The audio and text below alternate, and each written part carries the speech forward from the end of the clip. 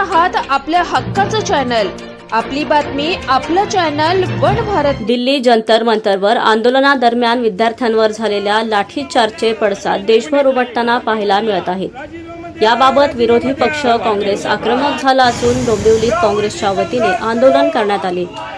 डोंबिवलीतील इंदिरा चौक परिसरात काँग्रेस जिल्हाध्यक्ष अमित म्हात्रे यांच्या नेतृत्वाखाली कार्यकर्त्यांनी भाजप सरकारच्या विरोधात जोरदार घोषणाबाजी केली, तसेच केंद्रीय शिक्षण मंत्री धर्मेंद्र प्रधान यांच्या राजीनाम्याची मागणी केली। या आंदोलनात शाळेतील विद्यार्थी देखील सहभागी झाल्या होत्या।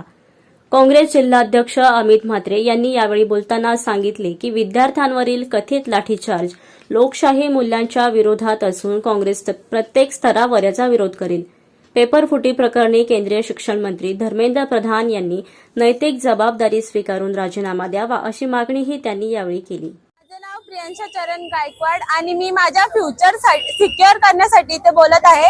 मला एवढंच वाटतंय की आमचे जे एज्युकेशन सिस्टमचे जे चालू आहे ते सेफ व्हावं आणि आमचा फ्युचर सेफ व्हावं। आम्ही जे आता शिकतो याचा पुढे फायदा व्हावा आम्हाला। आणि दुसरं काय नाही, धर्मेंद्र प्रधान यांनी राजीनामा दिलाच पाहिजे। आमचा फ्युचर आम्हाला खूप परवा आहे, आमच्या फ्युचरची बस। एवढंच, धन्यवाद। तुम्ही बघितलं असेल, हा आजचा आंदोलन आमचा आजचा नाहीये। मागे जेव्हा पेपर फुटी झाली तेव्हापासून आमचा संघर्ष चालू आहे। तुम्ही बघितलं असेल, मेलोडी एल्गारमधनंच आम्ही आमचं मत व्यक्त केलं होतं, आमचा निषेध व्यक्त केला होता। म्हणजे ही कहाणी आजची नाहीये। या असंवेदनशील सरकारचं खरंच एक दुर्दैवी बाब आहे की त्यांनी आज विद्यार्थ्यांना, मुलींना, बायकांना, पालकांना ज्या प्रकारे मारहाण केलेलं आहे ते खरंच निंदनीय आहे। त्याचा निषेध करण्यासाठी आम्ही इथे आलोय। विषय कुठल्या पक्षाचा नाहीये, विषय राजकारणाचा नाहीये। आज देखील आम्ही राजकारणाला इथे सामोरे आलेलो नाहीये। तुम्ही बघितलं असेल, राहुलजी गांधी यांनी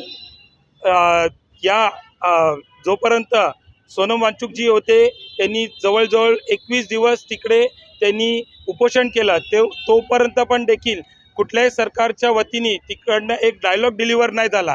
त्यांच्याशी बोलायसाठी पण त्यांना वाटलं नाही। त्यांना वाटलं नव्हतं की भारतातला जेनझी हा किती त्यांचं रूप धारण करून त्यांच्या हक्कासाठी किती भांडू शकेल, हे त्यांना गाफील राहिले। पण आज देखील सांगतो मी, जे घडलेलं आहे त्याचं सर्वत्र जबाबदार सरकार आहे। नरेंद्र मोदी आहेत, अमित शहा आहेत, अमित शहा नंतर धर्मेंद्र प्रधान आहेत।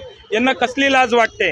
अहो, पेपर फुटी झाली, आज 22 लाख विद्यार्थ्यांचं जर काय इथे भविष्य धोक्यात आलं, त्याच्यानंतर 21 मुलांनी आत्महत्या केल्या। आज तुम्ही बघत असाल इथे मुली का जमलेल्या आहेत? मुली जमण्याच्या मागचं कारण देखील ही सरकारच जबाबदार आहे।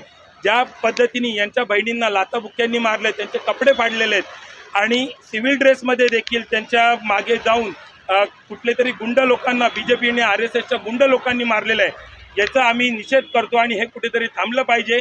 आणि अजूनही 500 लोक हॉस्पिटलमध्ये आहेत।